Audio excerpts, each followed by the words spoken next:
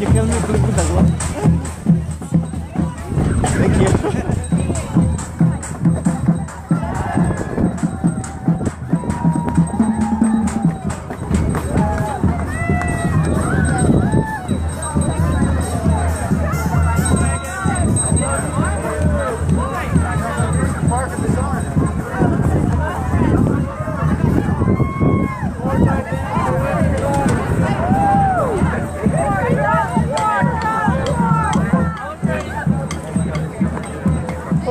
Fire red!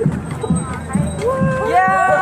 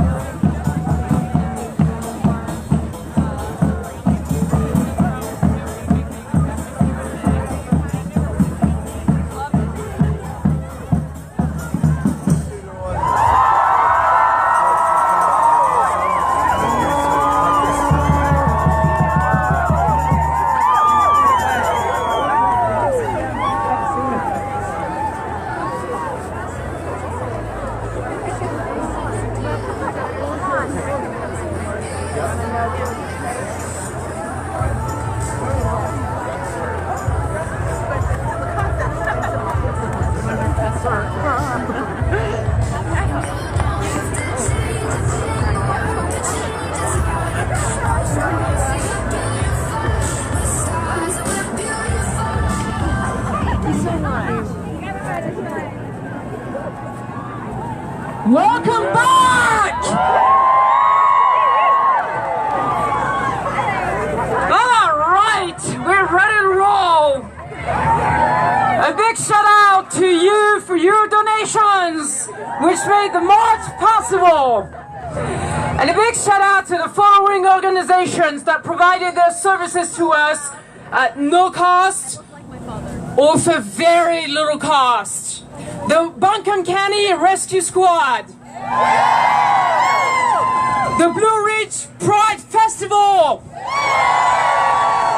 the Moth Light for hosting a successful fundraiser last Sunday, Western Carolina University for organizing a social justice event, the ACLU, for this wonderful sound system. Abel, John, Lisa, thank you so much for your help. The block of Biltmore for hosting some of our events. And don't forget, it's women run, for women's event, for human rights. And I hope that you come to the Biltmore after this march to celebrate the rest of the day. I want to also thank the Patton Avenue Pet Company store who kindly retailed our t-shirts and merchandise. I want to thank our American Sign Language translators. I want to thank the Rise Flash Mob volunteers and all of our volunteers today.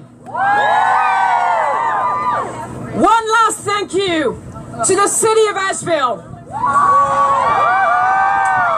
for all of their guidance, and one person in particular, and that person know who he or she is.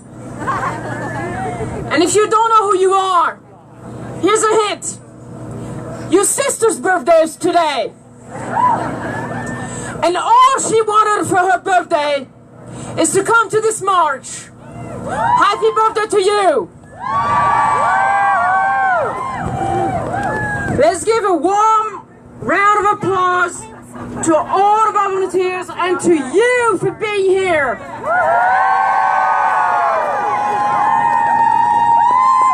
And don't forget, if you have $1 or $2 for Planned Parenthood, to fill up those bags. Ariel Jacobson, a member of our youth committee, is now going to introduce our first speaker, Chelsea White. Hi guys! Thank you for coming out today in this really frigid weather. I just want to say, you guys feel how cold it is today? There is a really large homeless community in Asheville, and that's why the beloved House of Asheville are taking donations for equipment to use for cold weather. Gloves, hats, tents, whatever you have, bring it to this house. They are such a staple in this community, and we should do everything we can to help them and the other people in this community out. Chelsea White is a local community organizer who grew up in Jackson County, North Carolina. Chelsea got her start in organizing while studying at Western Carolina University, where she mobilized student voters and advocated for diversity and safety on campus. In 2018, she earned a Master of Social Work, which she is now using to organize poor and working folks with Down Home in North Carolina, an organization that works to create sustainable solutions for affordable housing, jobs and wages, healthcare, mental health, and addiction. Welcome to the stage, Chelsea White!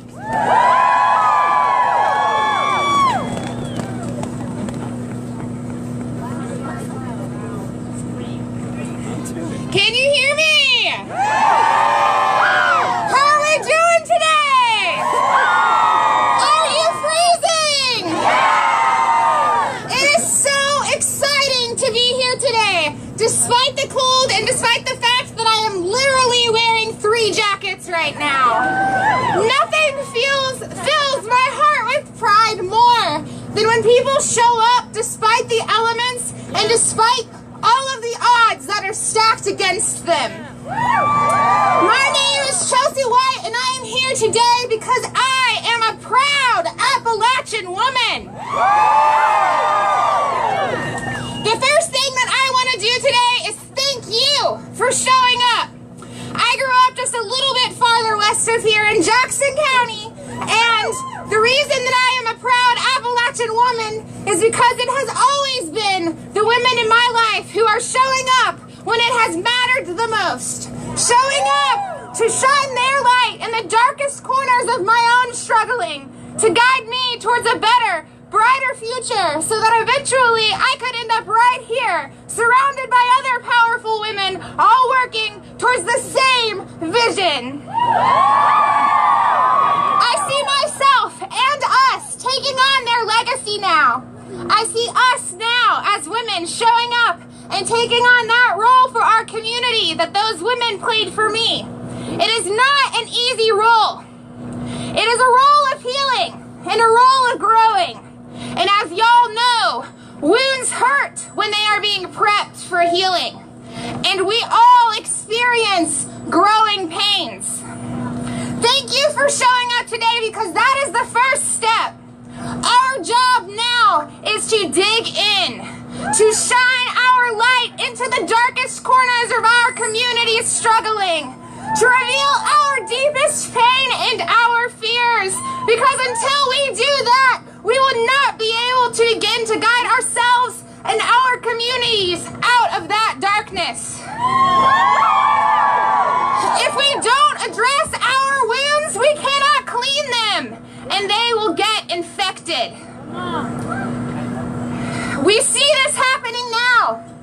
The infection is spreading through our communities as the pain and the fear of our neighbors is turned into hate, into vitriol, and into division. Even within our own movement, we see this happening. Within the Women's March, we are fighting among ourselves, saying, who does this march belong to? Instead of asking ourselves, how do we improve? How do we grow so that this march belongs to all of us? As Alexandria Ocasio-Cortez just said in her own Women's March address, this isn't about identity. This is about justice. This is about justice for women, for brown women, for trans women, for black women, for Muslim women, for Jewish women, and for the children of every woman, no matter where they are born. When we step away from this march, that's when our real work begins. When we shine our light into the darkest corners of our community to start this healing process, it is not going to be easy. But I need y'all to see it through, because it's going to be worth it. I need y'all to walk away from here committed to understanding your neighbor, understanding their pain, and how your pain is connected to their pain, so that we can be better committed towards a future that works for all of us. While we are pushing for more access to health care, for better wages for all workers, for all children to have a fair chance in this world, what we are really fighting against is the intersection of white supremacy and capitalist exploitation. To take the words of Southerners on new ground, traditions run deep here. Both traditions of repression, structural white supremacy, and also traditions of collective resistance and resilience. This land has seen hundreds of years of white supremacy, conquest, rape, bloodshed, violence, chains, wickedness, and torches, but it has also seen hundreds of years of resistance, struggle, burying the sacred and fists raised high. When you walk away from here, will you be ready to do it with your fists raised high and ready to dig into discomfort? Will you stand up and demand that everyone has access to the healthcare and treatment that they need, including our neighbors that are dying from overdose and substance use? Will you stand up and demand that every worker has access to a comfortable livelihood, including restaurant workers, domestic workers, childcare workers, and migrant workers? If you aren't ready, if we aren't ready to leave here with our fists raised high, then I fear we will never see the world that I dream about every night. Because the truth is, showing up is the first step, but it is not enough. We know that people in positions of power are perfectly happy with the conditions of our communities. In fact, they are profiting off of keeping us impoverished. No one is going to hand this to us, which means we have to leave here ready to take it. The first step is to The second step is to dig into and recognize our shared struggle. And then we have to fight if we are going to win. Are you ready to fight? Are you ready to dig into this system that institutionally oppresses and brutalizes our brothers and sisters of color? Are you ready to dig into the system that criminalizes our immigrant brothers and sisters? Are you ready to dig into the system that locks rural, working class white folks out of economic opportunity and pits us against our neighbors instead of against the people in power that have been pulling the strings? Are you ready to sacrifice some of your comfort to stand out in the snow any chance you get to reach our end goal? I am here to tell you tonight that when you look around you, or this morning, that when you look around you and see these faces, this is a new wave of defiance growing in the mountains. And that defiance is made of women. It is made of young and old, and it is made of every color in the rainbow. We are fighting for a collective vision, not only of the world that might be, but of the world as it is. A world of everyday, courageous women who do not resist history, but who create it. As women organizing in the rural parts of our state, the women of down home and the women around you are a part of the legacy of our ancestors' fire and bravery to preserve both mountain people and this land. We are digging in, we are getting uncomfortable, and we are shining our light. Thank you.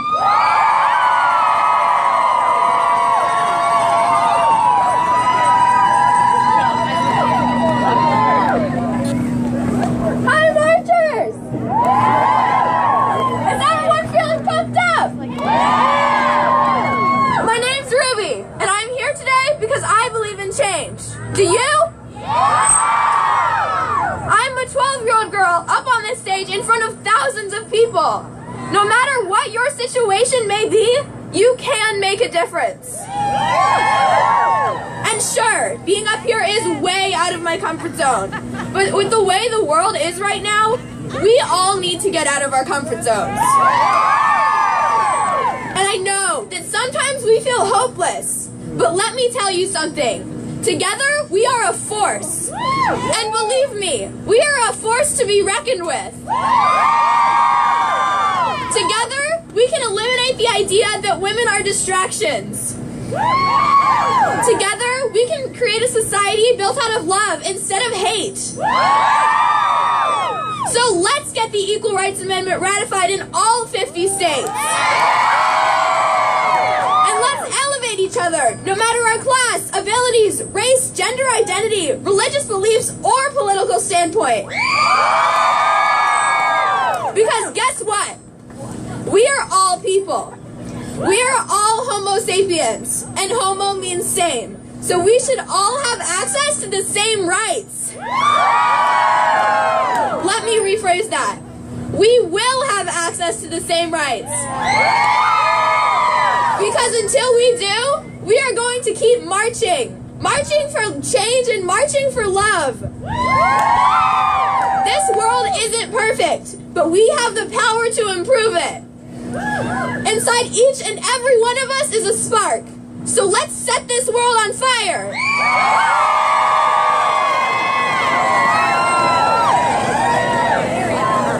All right, I'm here to introduce our next speaker, who is Mandy Carter. She's a Durham-based social justice activist with a 51-year movement history of social, racial, and LGBT justice organizing since 1967. The year 2020 marks the 100th anniversary of the 19th Constitutional Amendment, giving women the right to vote. So remember that. Ms. Carter was nominated for the Nobel Peace Prize as part of the 1,000 Women for the Nobel Peace Prize in 2005 in order to recognize make visible, and celebrate the impressive and valuable, yet often invisible piecework of thousands of women around the world. It's my honor to introduce to you Mandy Carter.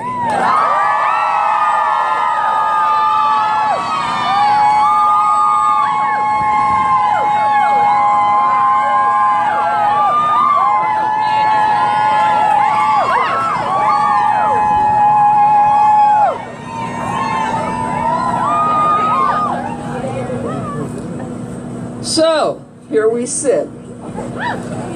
I must say I bring you greetings from my home city, Durham, North Carolina. And I also must say, to look at these signs out here, someone is very creative. But I was not told when I left Durham when it was 50 degrees it would be snow and 20 degrees at Asheville. Just kind of had kidding on that point. So I want to say hello, Asheville Women's March 2019. I bring you greetings from the National Black Justice Coalition, founded in 2003. We are a national civil rights, we are a national civil rights organization dedicated to the empowerment of black, lesbian, gay, bisexual, transgender, queer, and same-gender loving people.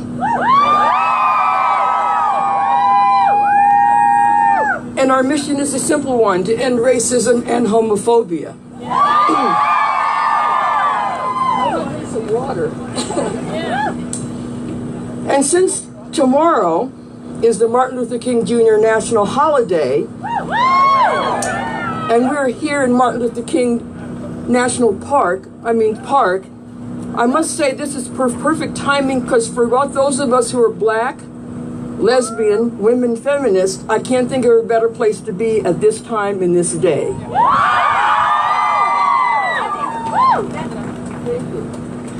I have to take a drink of water, do you mind? Can I just do a little roll call real quick? Anyone here from the Triangle area, Raleigh, Durham, Chapel Hill? Anyone here from Eastern North Carolina? Anyone here from Asheville? Warren Wilson College? Anyone from the historically black colleges and universities? We have 11 of them. I hope that some of y'all are here. But I'm here to say we got some work to do, and this is my message. My message today is this, about mobilizing our women's vote for the critical upcoming November 3rd, 2020 elections. If you have an iPhone or anything, put that date in your calendar right now. Noting that here in North Carolina, our female population is now 51%. We are the majority. It should also be noted that nationally, we, post-World War II baby boomers, anyone in the audience born between the years of 1946 and 1964, please raise your hands. There's 74 million of us. Anyone here between the ages of 20 and 35, raise your hands. You're about ready to outnumber us. Anyone born between after whatever, anyone I didn't mention, raise your hands. And are there any babies in the audience? Children, where are you? All right. But here's one that's critical. Here's one that's critical. By 2050, if not sooner, this country will be majority people of color. I'll repeat what I just said. By 2050, if not sooner, this country will be majority people of color. Keeping in mind, this is critical, who was already here, indigenous to these lands, before any ships pulled up to these shores? There were people here, and we're standing on those lands right now. But here's the most important thing, I can count. So if you add in the baby boomers and y'all, little children, and going up, you put those numbers together, and this is what I'm suggesting we think about. Keeping in mind November 3rd, 2020. I have to change the page. My fingers are cold. I have to just stick this off for a minute. I'm getting there.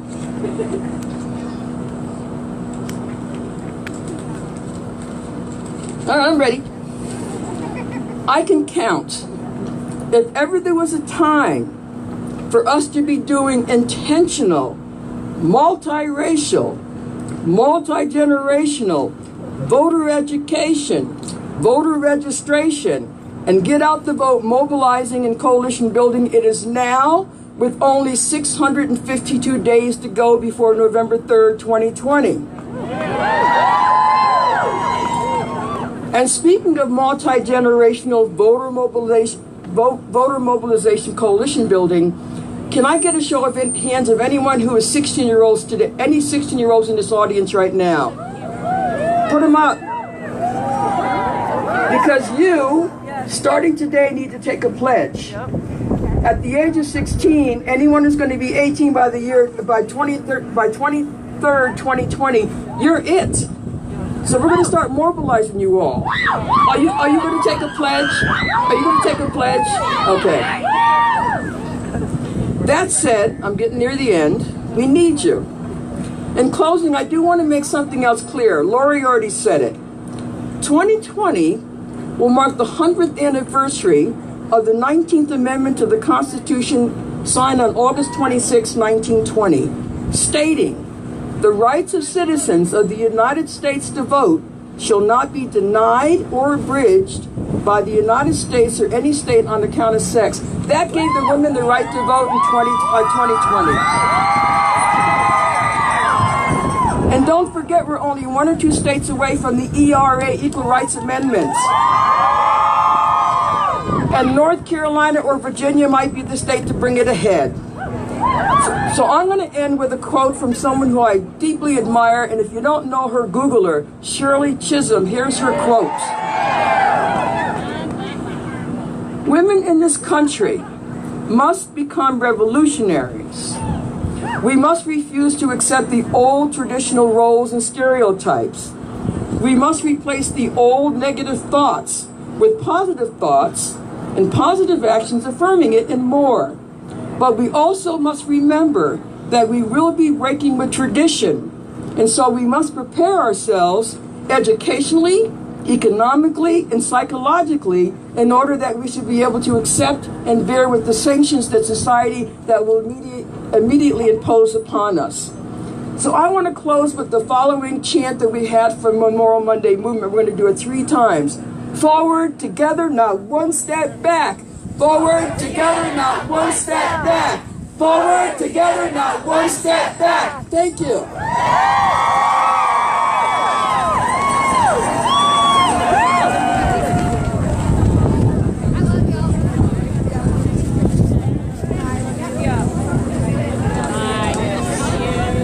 Hey y'all, my name is Gracie, and today I'm introducing Sophie Payne, who is a freshman at UNC Chapel Hill, double majoring in creative writing and film.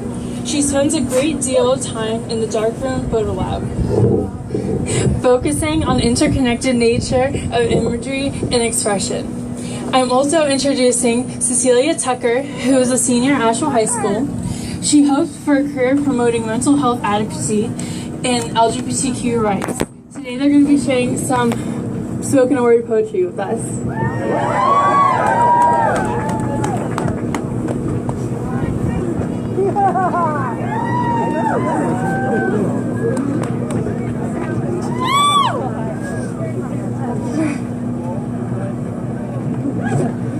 Okay, woo. This is a poem called Women as Moths and Fire. Okay, ready? Here, a collection of images for being a woman. Here, a woman with the wings of a moth. No, a moth with the legs of a woman, too heavy to fly but light enough to sit on the porch all day, under the fan lamp full of last year's wind. Here, in 1920, there is a moment when we seem to have reached something without burning. And here, the first thing that went out were the house lights, and maybe I was just trying to wake myself up. Her smile is blinking, or maybe that's backwards, and we are leaving our old selves over everything, aren't we? In 1973, a woman took hold of another woman's camouflage, said, "You've done nothing wrong." And I have never asked myself out loud before why I am so ashamed of expecting better.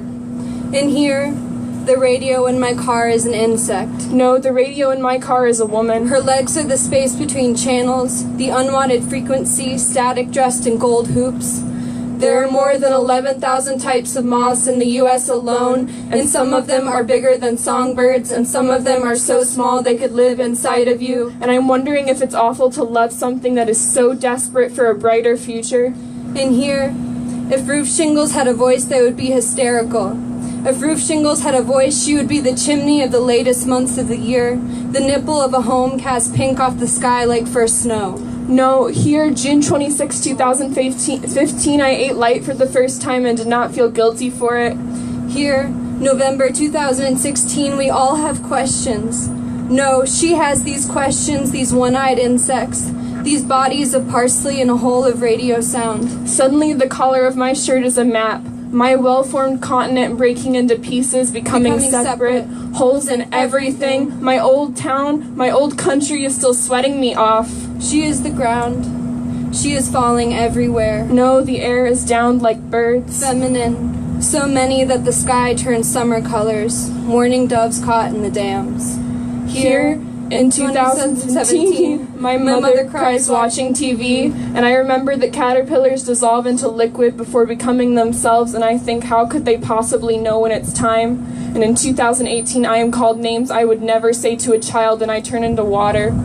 Here, 2019, she sits naked on the porch in the rocking chair. No, I sit naked on the porch in the rocking chair. No, I am a moth with the legs of a woman, too boiled to be touched, with an anger so dense it assembles into a new body part, but no longer flightless.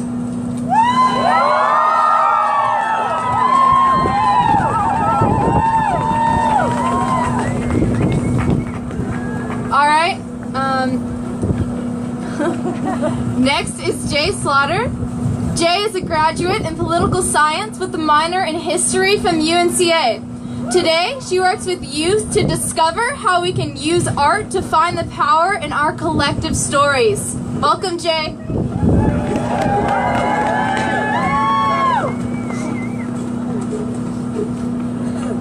Hey guys. It's too cold to pull out my piece of paper and read it. My car door was frozen when I came out this morning. But y'all are out here, so that means y'all are committed, right? That's really important. That's really important because we have really big work ahead of us. We're in the middle of a national crisis, which a lot of y'all know. Like, this is at the level of a nationwide fire, like the ones that burned down cities in the past year, or like the floods that keep happening in Asheville, or like the droughts that are happening in California. This is a nationwide emergency, like a tornado or a hurricane, but it's worse because it's a man-made disaster. It's malicious and intentional, and this shutdown is going to stop people from having access to food and to housing and to a lot of other things. And there's a lot of stories that are not being told within this shutdown. So there's not gonna be a lot of room for cheers in this, but I'm gonna tell you guys a story, because as you heard, I'm an academic and I'm also an artist, which means I care about data and I care about the stories that make them up. So we're sitting here in MLK Park, and it makes me think of one of my favorite stories from US history, because I think of that man, and then I think of the city of Birmingham, and then I think of the women that made that happen. So I can't tell the story of Birmingham without telling you the story of Reese Taylor. Reese Taylor was a black woman who was walking home during this era in Alabama when 5 men took her, and she experienced the violence that too many people have had to experience and continue to.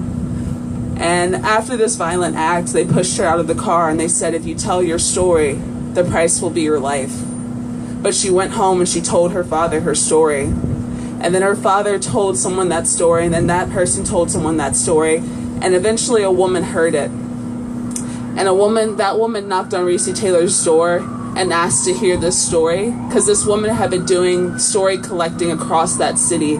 and she'd heard too many stories like Reese Taylor's. So she was able to get the women to pull together to tell their stories. And they were gathering in living rooms before Microsoft Word, before printers. They were using printing presses. So this took hours and hours and hours to make these flyers. And these women were talking and sharing stories with each other. And these flyers were to get people to come to the churches for meetings. And they got together in these churches and put out the story, the real story of Birmingham that these women were having to experience, because this was widespread, this violence. But in the process of telling their stories, of driving each other to each other's houses to do the printing, and then to the churches to have the meetings so they could try to change the story of Birmingham, they built a network.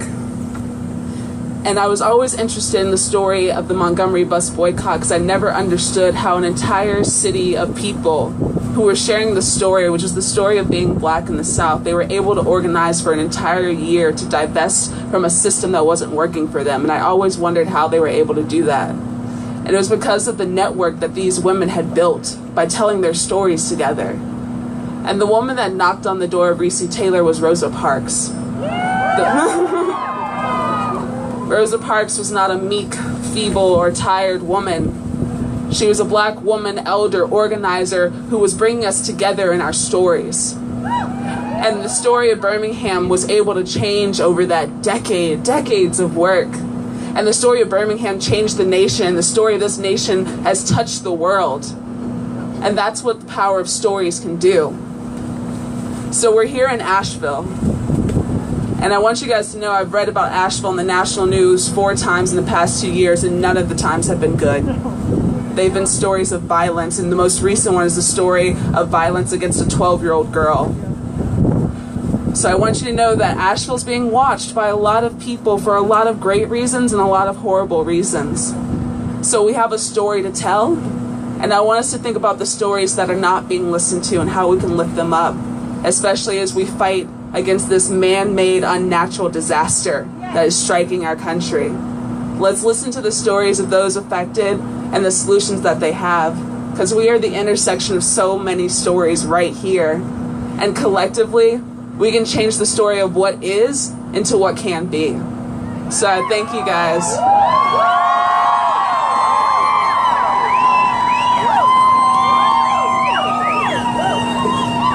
Alright guys, it is my honor to introduce Allison Scott. Allison is a proud Asheville native who attended Reynolds and Irwin high schools, as well as AV Tech. She is passionate about community outreach, politics, activism, cares deeply about Asheville, and works daily to ensure that Asheville is a welcoming community for its minorities and marginalized populations. Allison identifies as a trans woman and is Director of Policy and Programs at the Campaign for Southern Equality. She has developed and led numerous trainings for local organizations, including schools, churches, and businesses, and has established a name change initiative for trans people. She also has the world's best 8-year-old son who brings joy to her life every day. Please welcome to the stage, Allison Scott. Wow, man, I really hate everybody's leaving. I know it's cold, so why don't y'all huddle in, get warm, use each other for strength, because I think that's what this movement is about anyway. This is really interesting for me, because as a trans woman, the Women's March brings together a lot of different things with identity, and I think we're seeing that all the time. When I was first asked to speak today, this brought up this long-running discussion I've had over the years about what makes a woman a woman. Have any of you ever really stopped to ask yourself that? For myself, another part of that question is how being transgender fits in. If I don't fit the traditional narrative of what a woman is, am I really a woman? And if I'm not a woman, why do I have this feeling of being one? Then, of course, because my brain doesn't stop, my next question I ask myself is, what exactly does it take to even be a woman in this world? And if I don't have all the traditional experiences cis women have, could I ever measure up to what society has told me a woman should be? Obviously, this question isn't hard enough, because I like to make everything a little harder. So I started wondering, where does being transgender end and being a woman begin? Trans women and cis women are constantly policed on our appearance and actions. Too much makeup, we're trying too hard. Too little or none, and we're not trying hard enough. Does this sound familiar to any women out there? And as a trans woman, if I wear a dress, people say I have a clothes fetish. If I don't put on something traditionally labeled female, I'm told I could pass, as if I'm trying to pass for something I'm not already. How many times do we hear women shamed for our looks and clothes? Did I get that comment because I'm trans or because I'm a woman? I'm a little confused. Women's bodies are under constant scrutiny, and I don't know of a single trans person that hasn't been questioned by others about their body, what parts we may or may not have. This policing of our body enforces the narrative that we need to justify our existence, or that being trans is something we need to fix with surgeries. And just like cis women, this incessant focus on our bodies dehumanizes us, making our looks and bodies the talking point instead of, do we have access to quality health care? Do our parts make us who we are? Women have been fighting for centuries to be measured on our abilities and not our bodies. For anyone to use what's under our clothes as an argument to invalidate trans people would be the antithesis of what women have struggled for throughout time. Over the last couple of years, we've seen more and more women bravely coming forward to call out sexual harassment and assaults. Recent surveys show that 77% of women have endured sexual harassment. Other surveys by the Williams Institute show that 85% of transgender people have experienced sexual harassment, and we know these numbers are even higher in populations of trans women of color. I personally have been told to smile because it makes me prettier, catcalled, and groped in public. Sadly, this sounds like the experience of women to me. That's why I think the real problem for a lot of people is that trans women challenge this narrative of what it means to be a woman. There isn't one way to be a woman, and none of us could live up to some unattainable goal of what the perfect woman should be. We may all share some experiences and not others, but we can't use those differences to tear each other down. Trans women don't need to pass, and cis women don't have to conform to stereotypical femininity. Being on a different path being trans doesn't take away from being a woman. It just means I arrived here by a different path, and those differences from other women are something to be proud of and not something to fix.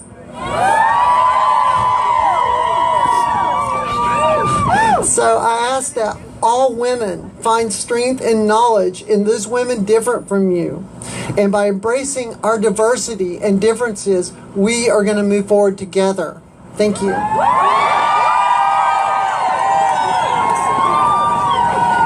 All right, our last speaker is Dr. Elizabeth Colton. She's broken barriers for women in her career, bridging education, journalism, diplomacy, civil and women's rights, and politics. She's basically fought all her life for social justice. Currently, she teaches global diplomacy courses at the United Nations and speaks worldwide on diplomacy, politics, and the news. Please welcome to the stage Elizabeth Colton. Hey, yo, I'm from here. I grew up here, and I started asking when I was a little girl, why? Why don't we have the same rights? Why do the girls not get to do anything? And I'm also speaking today, I'm going to abbreviate my talk because I really want to make some really important short points. First of all, I'm speaking on behalf of my mother, Marie Waters Colton, who was born 2 years after women won or were finally accorded the vote. And she just died last year at almost 96. She had fought her whole life for women's rights. As many of you know, she was in the legislature, and she put right at the beginning of her first campaign, which she lost in 1976, the ratification of the Equal Rights Amendment. Again, she ran again. They said, oh, she's running again, a woman? Why? She ran again in 78 and she won, and she had equal rights for women on her campaign. She and the women of Western North Carolina organized to have many, many women from Western North Carolina come down to Raleigh in 1982 to fight, to push for the Equal Rights Amendment ratification. Unfortunately, the opposition came in with a lot of heavies from the outside, and they were able to defeat it ultimately in the full legislature. But my mother never quit having women's rights the cornerstone of all of her campaigns. The most important thing is that we now have a chance again this year to make North Carolina the state that ratifies the Equal Rights Amendment. We need it. We need it in our Constitution for our rights to be acknowledged. Please, everyone, go out and urge all of your friends, everybody you know, and all of us to tell our elected officials in the legislature to vote for the ratification of the Equal Rights Amendment. Thank you.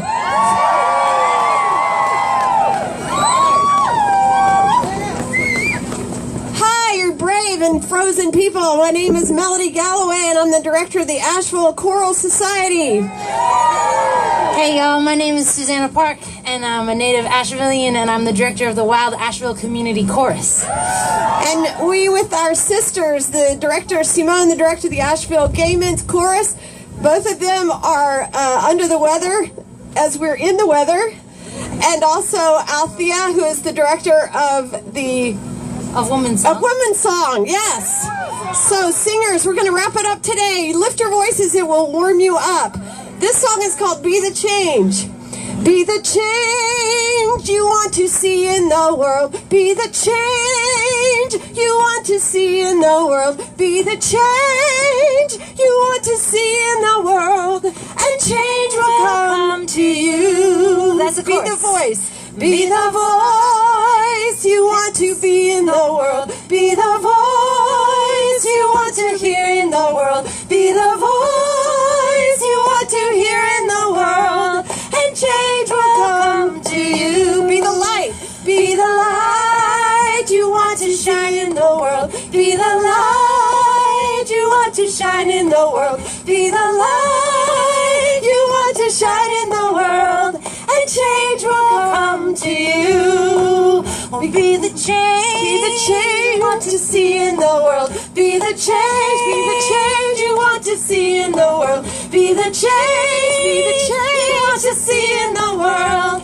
And change will come to you. All right. Those words are adopted from the words of Gandhi, and the music was made by Mark Kaplan and Colin Britt of Jersey City, New Jersey. This was a couple years ago. One more song, but before we sing that, turn around and look at each other. This movement is not about the people that you see standing on the stage alone, but it is you as well. So make a friend. If you didn't introduce yourself yet, introduce yourself.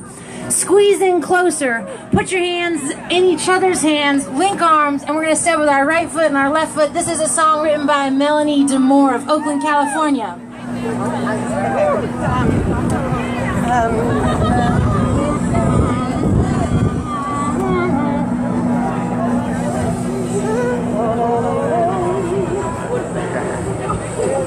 You gotta put one foot in front of the other and lead with love. Put one foot in front of the other and lead with love. You gotta put one foot in front of the other and lead with love. Put one foot in front of the other. We're marching together. Right foot, left foot. Here we go. Right foot, go. You gotta put one foot in front of the other. Warm your toes. And lead with love. Put one foot in front of the other and lead with love. You gotta put one foot in front of the other and lead with love. Put one foot in front of the other and lead with love. Don't give up hope. Don't give up hope. You're not alone. You're not alone. Don't give up hope. Don't give up hope. We'll keep moving on. Keep moving on. You gotta put one foot in front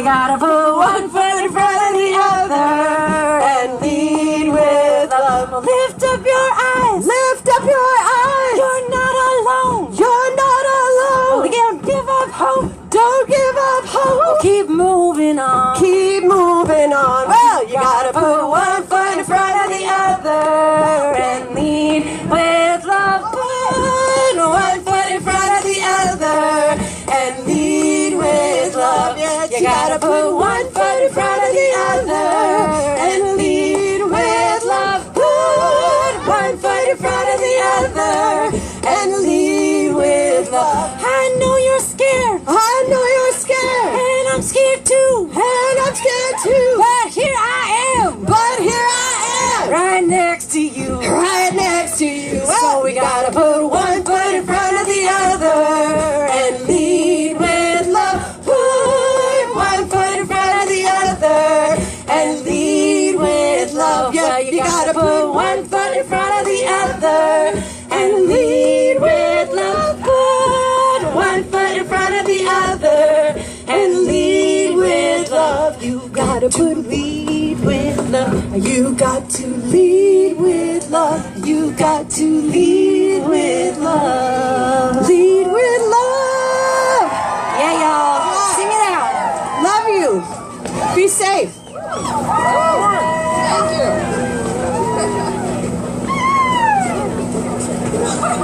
All right, you're still here. Thank you. We're almost done. The flash mob people here? Where are the flash mob folks? Where's Katrina? We need her right here soon. Send her over. Thanks for coming out in the cold. Are your hands cold? Is your heart warm? That's what I want to hear. Thanks for showing your support for women's rights. Not just this year, not just last year, but for probably as long as you've been born. Thank you. Thanks to our community, Asheville. Thanks for you for coming out. And now, let's dance.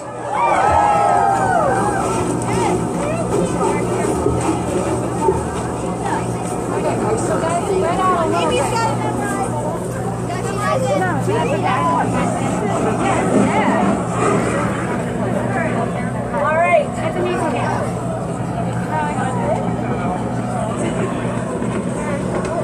Hello, we got our dancers out there sprinkled among you guys. There's a dance that some people have gone over. It doesn't matter if you know it or not. Everybody can move and jump in and dance. It's for the joy and love of just moving together and sharing love together and spreading it.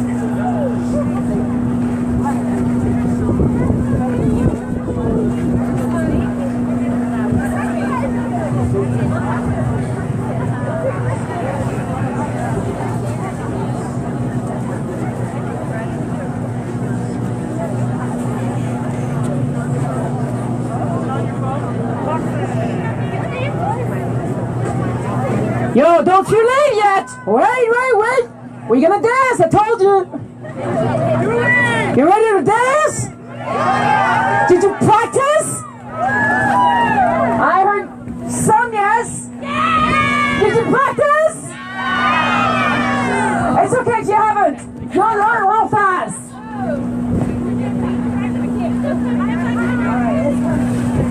It's coming!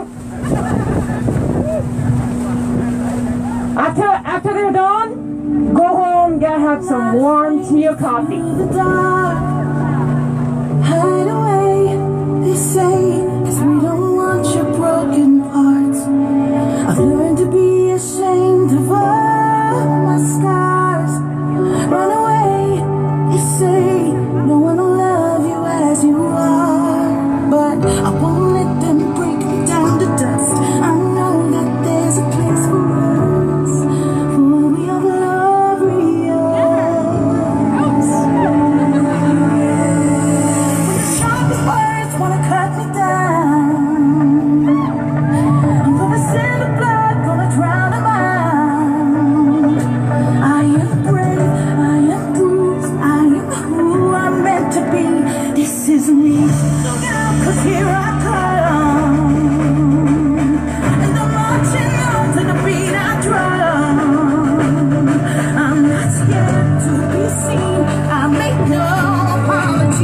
This is me.